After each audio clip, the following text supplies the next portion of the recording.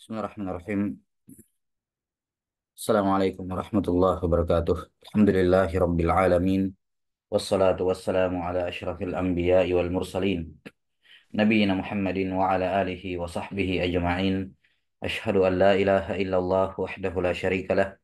Wa ashhadu anna Muhammadan abduhu wa rasuluh. Allahumma la ilma lana illa ma 'allamtana innaka antal alimul hakim. Amma ba'd.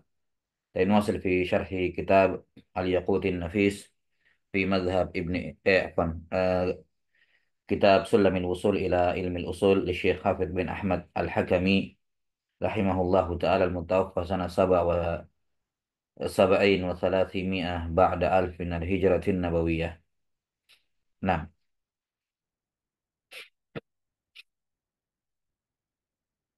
pada pertemuan terdahulu selesai ya pembahasan terkait dengan eh, syafaatul uzma ya, yang mana ini dibahas oleh beliau sebagai rangkaian kejadian di padang mahsyar ya, di padang mahsyar. Baik.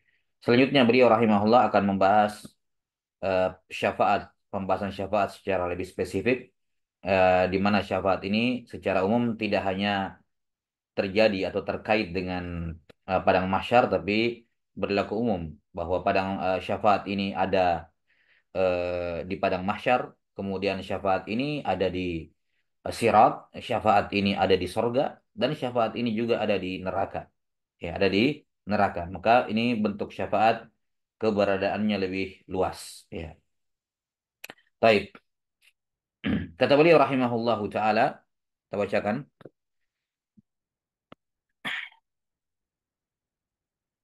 Selesai kemarin ya syafaatul ummah, dan sebelumnya sebagaimana kita ketahui bahwa pembahasan syafaat di kalangan ulama i'tiqad atau ahli tauhid itu ada dua pembahasan.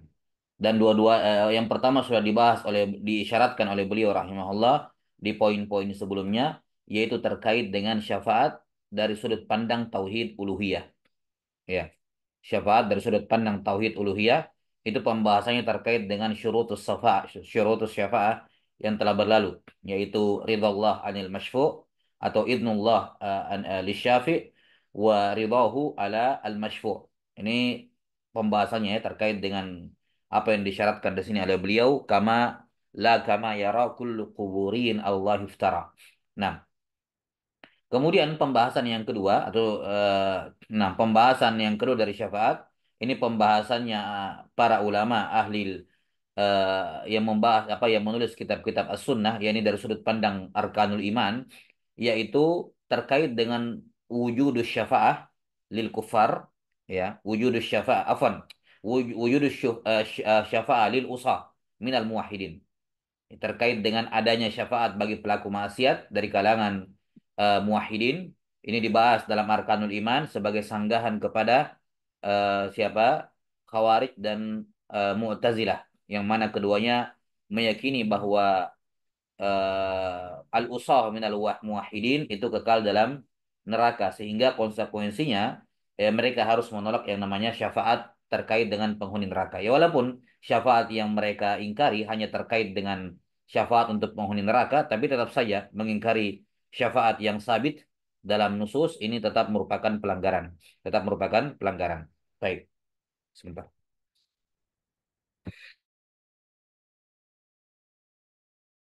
Nah,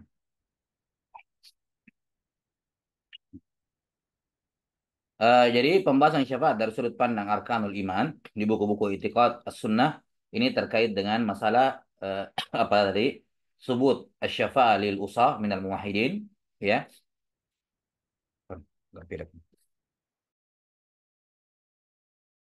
Kemudian sebagai pembahasan tambahannya ya mereka juga membahas terkait dengan anwa'us syafa'ah.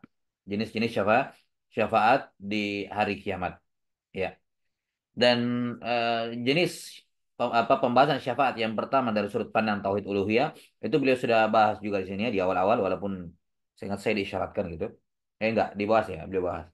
Nah, kemudian terkait dengan syafaat di sini beliau berbicara terkait dengan syafaat dari sudut pandang arkanul iman, dari sudut pandang arkan al iman. Baik. Terkait dengan anwa'us syafa'ah, jenis-jenis syafaat, di sini beliau sudah menyebutkan salah satunya. Dan ini merupakan salah satu taksim, pembagian dari apa? Pembagian dari syafaat.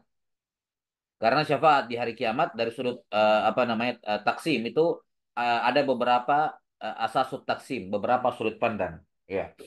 Yang paling masyhur tentu saja adalah taksim asy-syafa'ah dari sudut pandang apa? eh, di antara pembagian asy-syafa'ah adalah taksimus syafa'ah bi'tibar asy-syafi'. Dari sudut pandang siapa yang memberikan syafaat. Nah, siapa yang memberikan syafaat. Ini kalau kita mau kelompokkan jadi dua saja. Ya, jadi dua saja atau tiga ya, ada tiga. Nah, yang pertama Allah Subhanahu wa taala khusus Allah taala yang memberikan syafaat. Yang kedua khusus Nabi sallallahu alaihi wasallam yang memberikan syafaat dan yang ketiga semuanya. Ya. Selain Allah, selain Nabi, ya, selain Nabi Muhammad SAW, Nabi yang lain dan orang soleh juga dari kalangan aulia bisa memberi syafaat.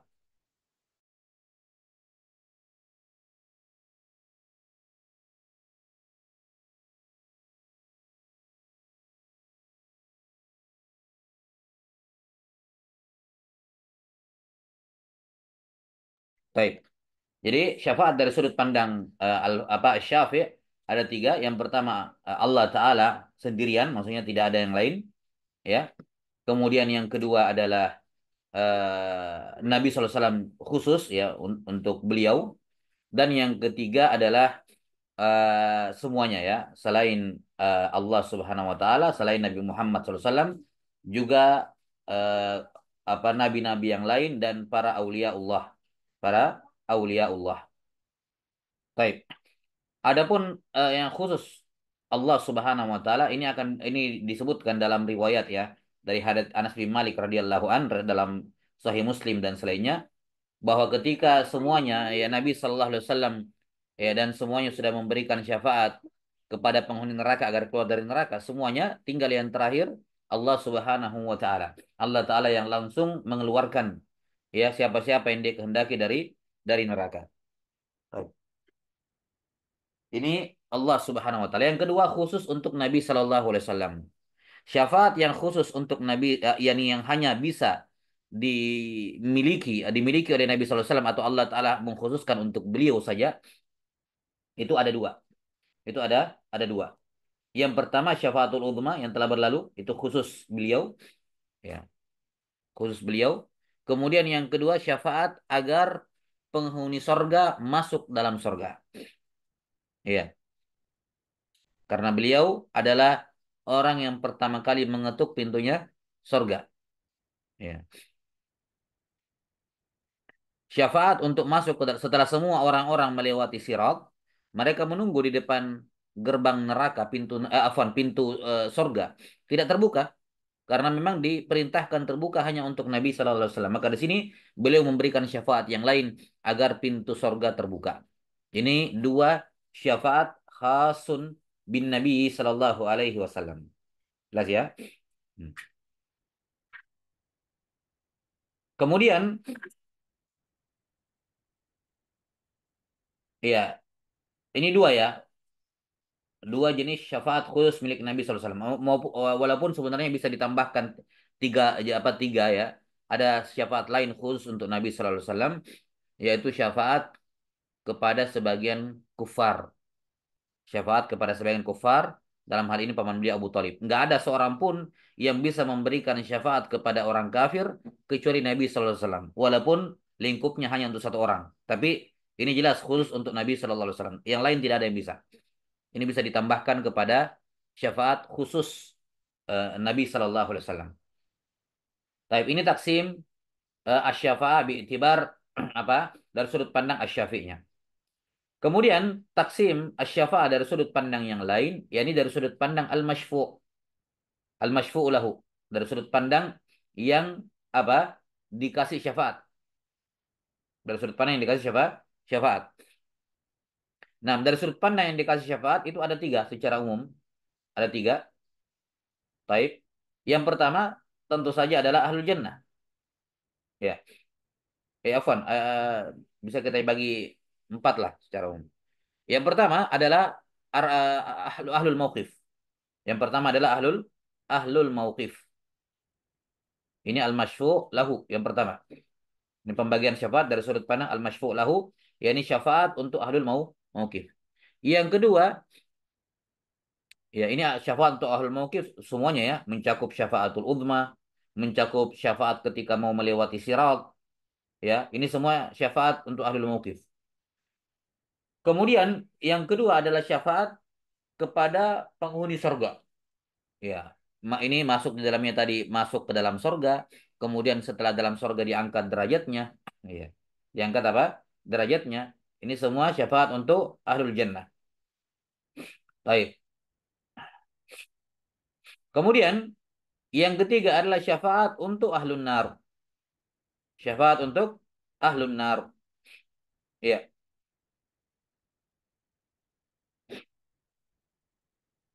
dari kalangan muwahhidin. Syafaat untuk ahlun nar dari kalangan muwahhidin. Dan yang terakhir yang keempat, syafaat untuk Abu Talib. Ini khusus. Abu Talib dari kalangan kufar. Iya.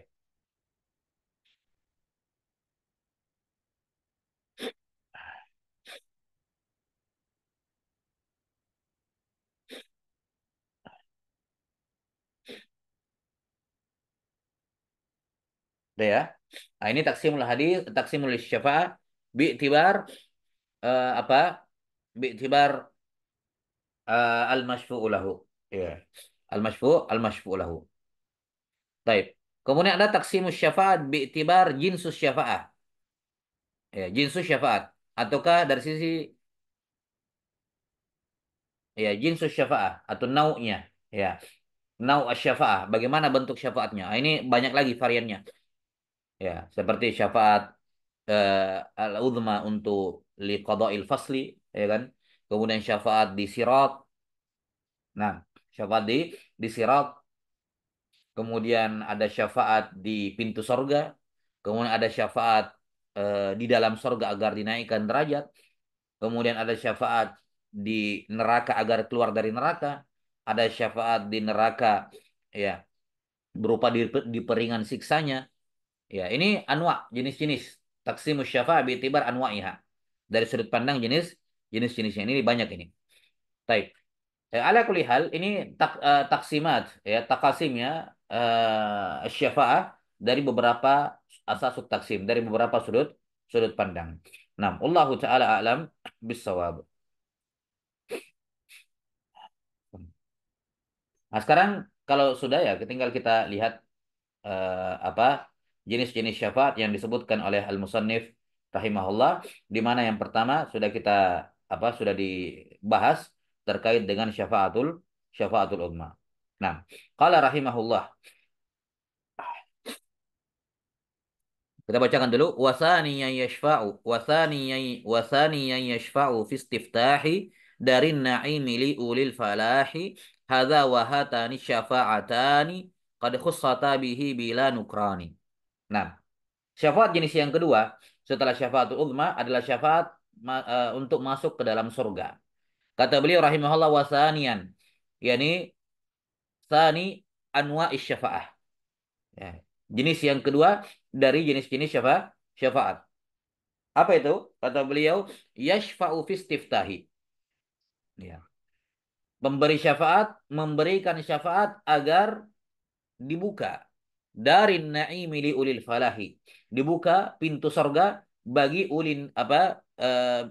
li ulil falahi, ya. Dari naim, negeri yang penuh dengan kenikmatan, yang ini sorga, agar dibuka pintu sorga bagi mereka-mereka yang beruntung, bagi mereka-mereka yang meraih kemenangan.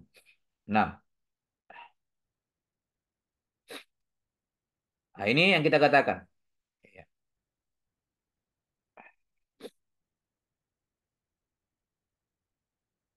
Disebutkan dalam riwayat bahwa Nabi SAW adalah orang yang pertama kali memberi syafaat di dalam sorga. Ana awwalu syafi'in fil jannah.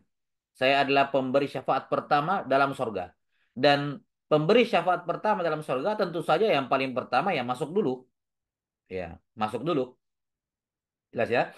Ya, karena tidak bisa ngapa-ngapain kalau belum masuk. Maka maksud maksud pemberi syafaat pertama di dalam sorga, yakni termasuk di dalamnya memberi syafaat untuk masuk terlebih terlebih dahulu. Baik, wallahu alam bissawab. Kemudian kata beliau rahimahullahu taala,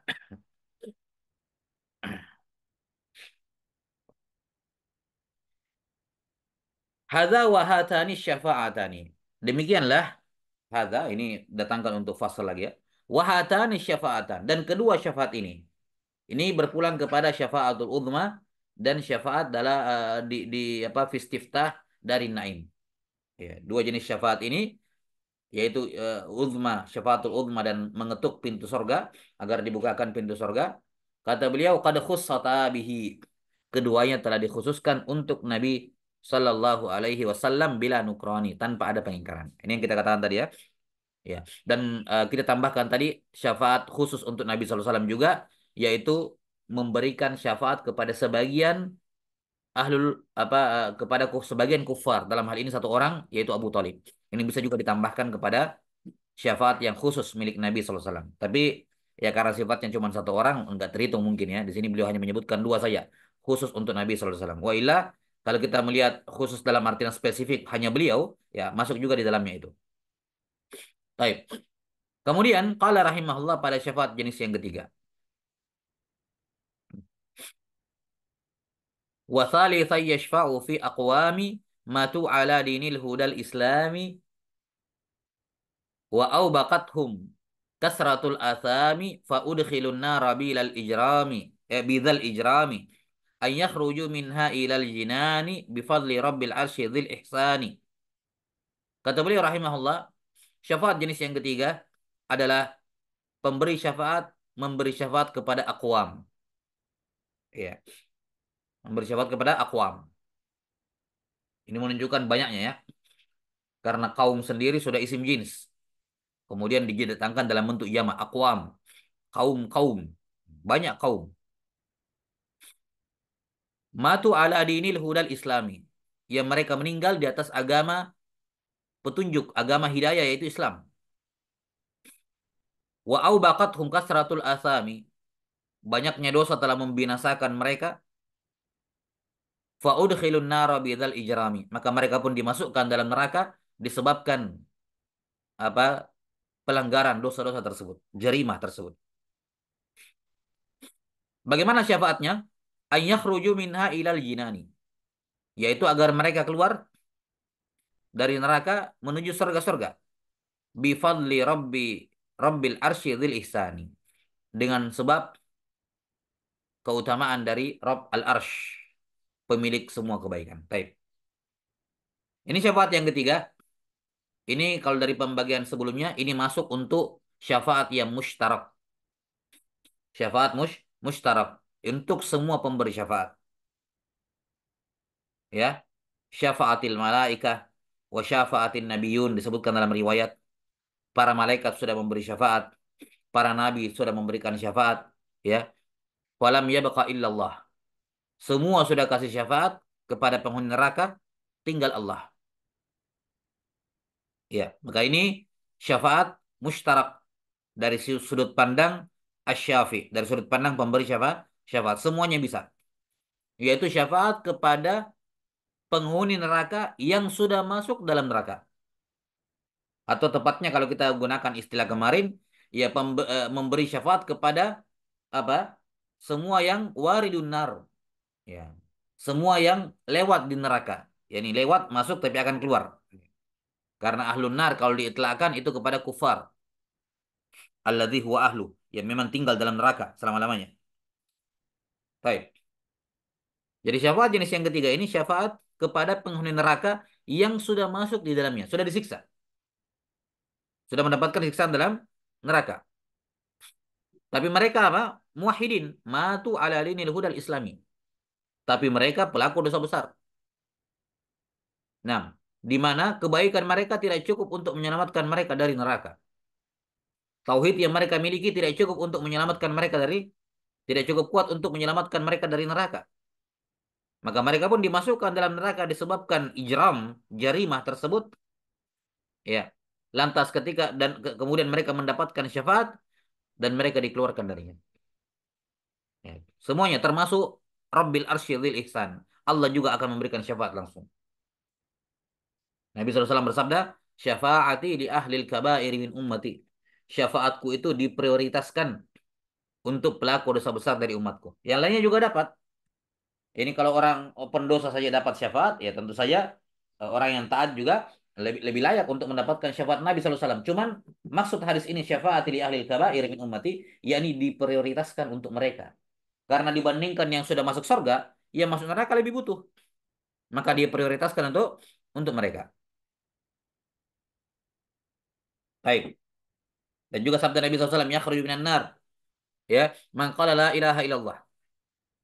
Akan keluar dari neraka semua orang yang mengucapkan la ilaha illallah. Dan warid dalam Sahih Muslim bagaimana Nabi SAW mondar-mandir ya dari Allah kepada penghuni neraka. Allah bilang keluarkan dari neraka. Ya, maka Nabi SAW ke neraka dan mengeluarkan semua yang apa mangkana fi qalbihi misqala dzarratin apa misqala habbatin min iman. Habbata khardalin min iman. Ya. Nah, dikeluarkan dari neraka yang punya keimanan sebesar zarrah. Apa sebesar habba khardal. Ya. Setelah itu sudah ya Allah, kata Allah keluarkan lagi dari neraka orang yang dalam iman dalam hatinya sebesar punya iman sebesar zarrah. Kemudian beliau balik lagi ke neraka, keluarkan lagi yang sebesar zarrah imannya. Ya. Setelah itu dikatakan keluarkan dari neraka semua yang pernah mengucapkan la ilaha illallah. Balik lagi Nabi SAW ke neraka memberi syafaat keluarkan semua dari neraka semua yang pernah mengucapkan la ilaha illallah. Ya, ini tentunya dengan konsekuensi yang telah berlalu. Sampai selesai semua, Allah Ta'ala yang langsung memberikan syafaat. Taib. Ini syafaat inilah yang menjadi mahallun niza antara ahlul qiblah ya, secara khusus dari kalangan Mu'tazilah dan Al-Khawarij yang disebut dengan istilah Al-Wa'idiyah ya, Al-Wa'idiyah dengan selain mereka. Ya, dengan selain mereka dari kalangan Ahlus Sunnah dan selainnya. Mereka mengingkari adanya syafaat seperti ini bahwa penghuni neraka keluar dari neraka dibangun di atas akidah mereka bahwa eh, apa murtakibul kabirah ya murtakibul kabirah itu apa dakhal apa khalidun finnar ya mereka kekal dalam neraka konsekuensinya syafaat tidak boleh ada yakni syafaat terkait dengan penghuni neraka tidak boleh ada karena itu bertentangan dengan akidah mereka Taib bertentangan dengan akidah akidah mereka nah bentar.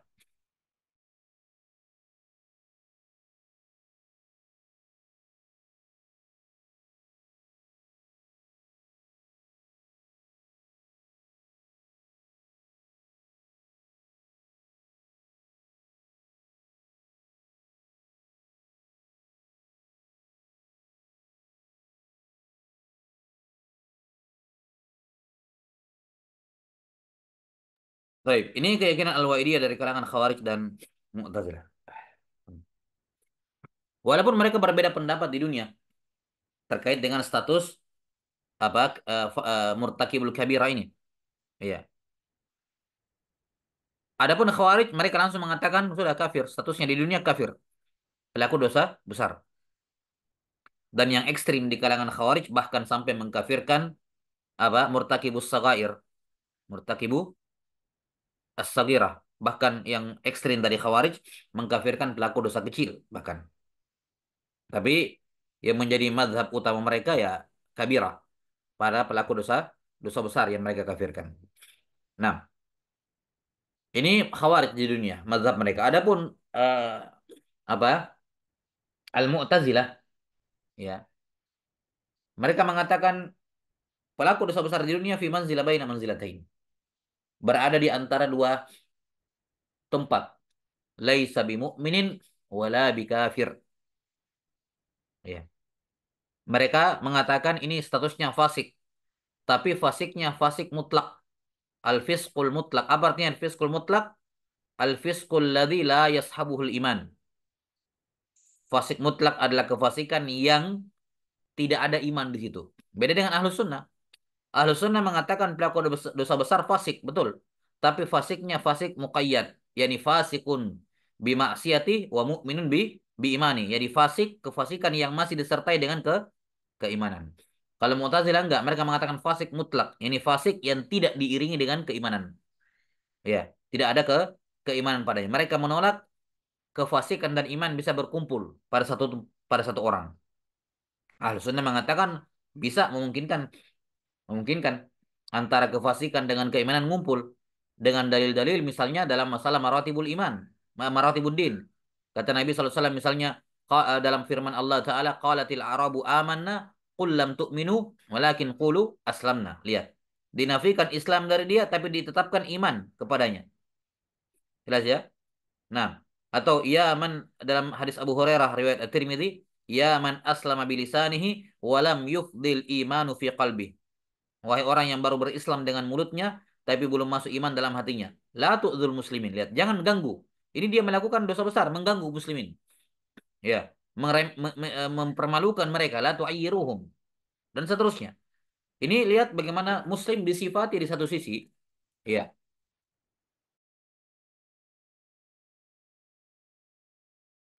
Ya, muslim di satu sisi disifati memiliki iman, afwan, dia enam, memiliki keislaman, ya, punya nilai iman, tapi di sisi lain disifati dengan pelanggaran. Maka tidak ada iskal. Adapun Mu'tazilah mereka mengatakan tidak bisa iman dan fisk tidak berkumpul. Nah, maka mereka mengatakan bahwa pelaku dosa besar di dunia hukumnya fasik dengan fiskul mutlak, yakni la yashabuhu iman. Gak ada imannya sama sekali, tapi juga nggak kafir. Fi manzilah baina manzilatain. Baik. Dan tentu saja semua dalil-dalil tentang syafaat menyanggah kedua mazhab ini, ya, kedua apa sekte ini, Al-Khawarij dan Al-Mu'tazilah. Wallahu a'lam bishawab.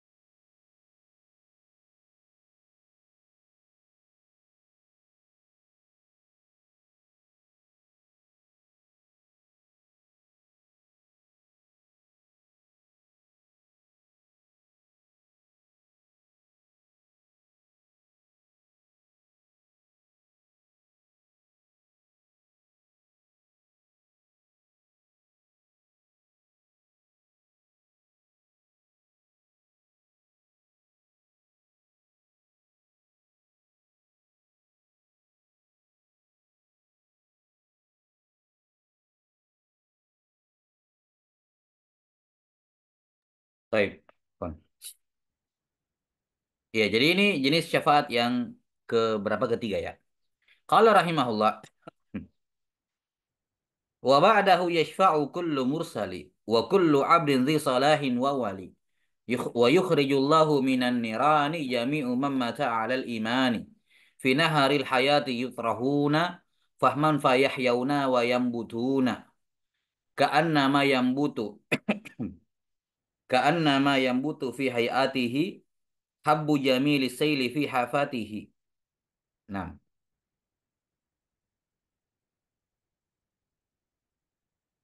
kemudian kata beliau rahimahullah menjelaskan terjadinya syafaat ini dikeluarkan dari neraka. Ya, di sini beliau hanya menyebutkan tiga jenis syafaat ya, tiga jenis syafaat. Nah, kata beliau rahimahullah wa ba'dahu yashfa'u kullu mursali. Setelah Nabi SAW memberikan syafaat, semua rasul juga ikut setelahnya memberikan syafaat kepada penghuni neraka agar keluar darinya. Wa kullu abdin dzi salahin wa wali. Demikian pula memberikan syafaat setelah Nabi SAW semua hamba Allah yang saleh dan wali Allah. Nah, ini fokusnya ke sini beliau karena di sini dah apa? Mahallun niza. Kata beliau rahimahullah wa yukhrijullahu minan nirani. Setelah semua memberi syafaat, setelah Nabi SAW, para rasul, salihin, al-auliya, semua sudah memberi syafaat, yang terakhir Allah Ta'ala.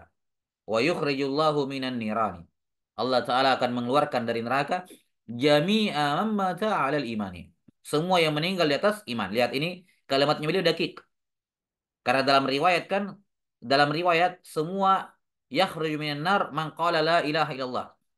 Dikeluarkan dari neraka, akan keluar dari neraka semua yang pernah mengucapkan la ilaha illallah. Nah, ini bisa disalahpahami. Maka lihat ibarat beliau, jami'a man mata 'alal imani. Semua yang meninggal di atas iman. Pokoknya meninggal di atas iman. Dalam artian apa? Kalau kamu mengucapkan la ilaha illallah dan kamu punya iman, selamat. Tapi kalau kamu mengucapkan la ilaha illallah dalam keadaan tidak punya iman, ya tidak selamat walaupun kamu mengucapkannya. Iya. Maka ini ibarat yang dakik dari beliau rahimahullah. Jami'u man mata 'alal imani. Dan al-iman di sini mencakup umum, ya. Jinsul iman, sekecil apapun imannya. Alif lam di sini istigraqil jinsi, semua jenis iman. Dari iman yang paling tinggi, sedang-sedang sampai yang paling rendah. Nah, semua akan keluar dari neraka kalau yang masuk, ya, yang masuk dalam neraka dari kalangan mukminin semua akan keluar selama dia masih punya al-iman. Nah, tentu saja alif lamnya di sini bukan alif lam lil kamaliyah karena jelas maknanya bertentangan. Ya. Jami'a man mata 'alal imani fi naharil hayati yutrahuna. Disebutkan dalam riwayat bahwa mereka ketika sudah jadi apa fahman, ya, sudah jadi arang karena terpanggang terbakar dalam neraka, mereka pun diangkat.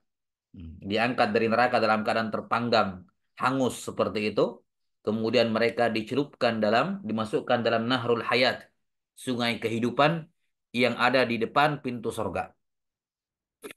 Hmm. Aduh, apa ini?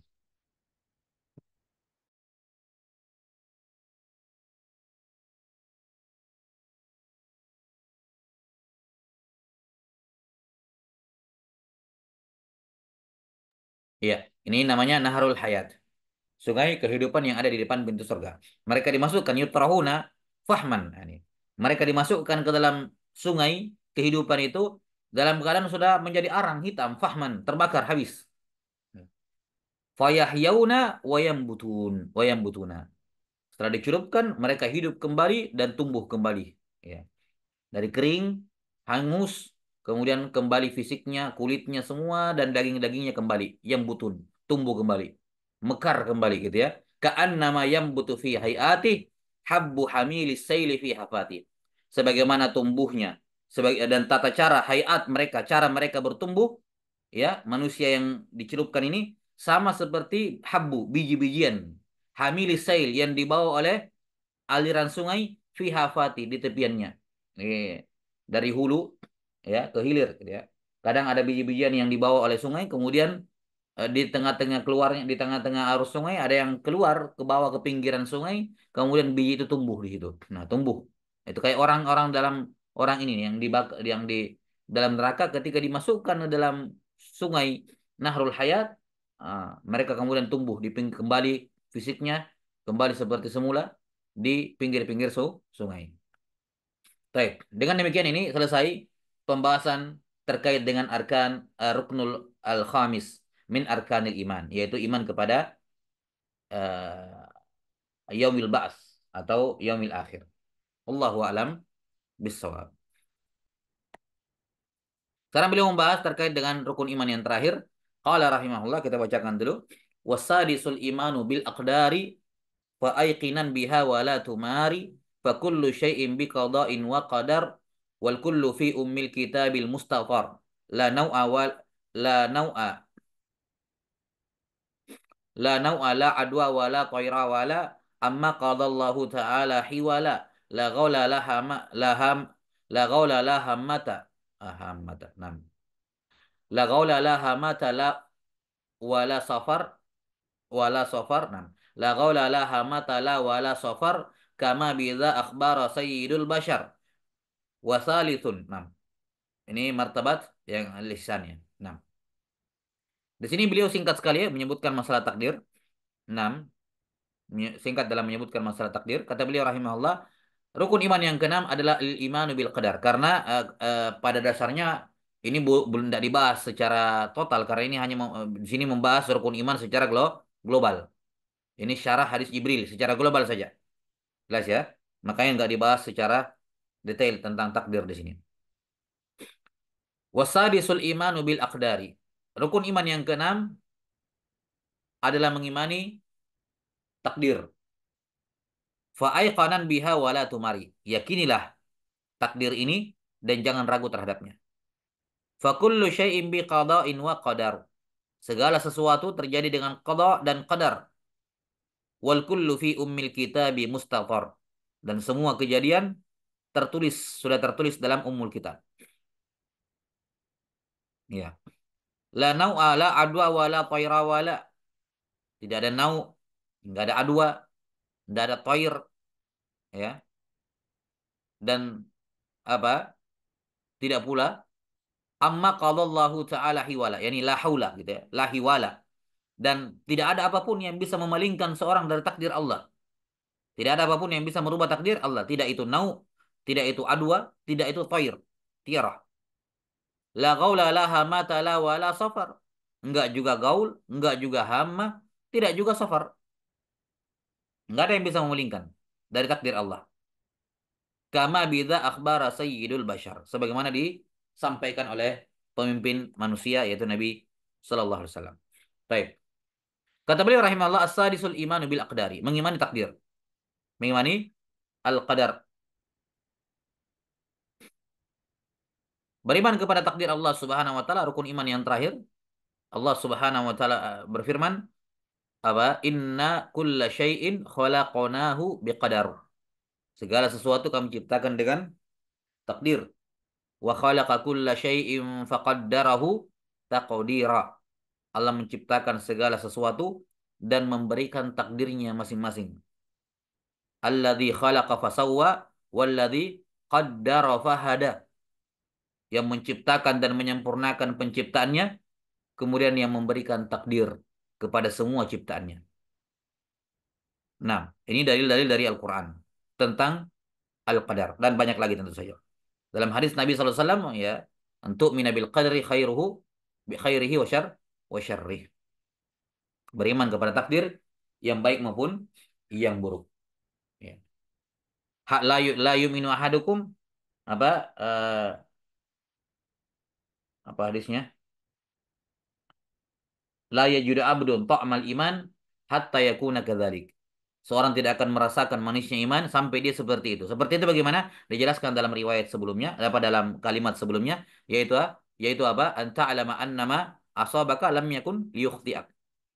Apa yang menimpa kamu tidak akan meleset dari kamu, wa ma akhta'ak lam yakun liyusibak.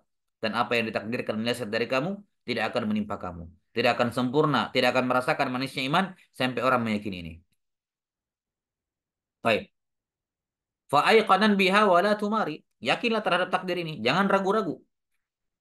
Nah, subhanallah sekarang musyakkik, hal-hal yang meragukan terkait dengan takdir itu terpampang di hadapan mata. Nah, kamu bisa menentukan takdir kamu sendiri. Ya, tidak ada itu takdir manusia sendiri yang berusaha. Ya, mencoba meragukan kau, membuat kaum muslimin ragu dari iman mereka. Tidak percaya dengan takdir. Kita sendiri yang membuat takdir kita. Bahasa-bahasa apa namanya? Ya, tontonan-tontonan.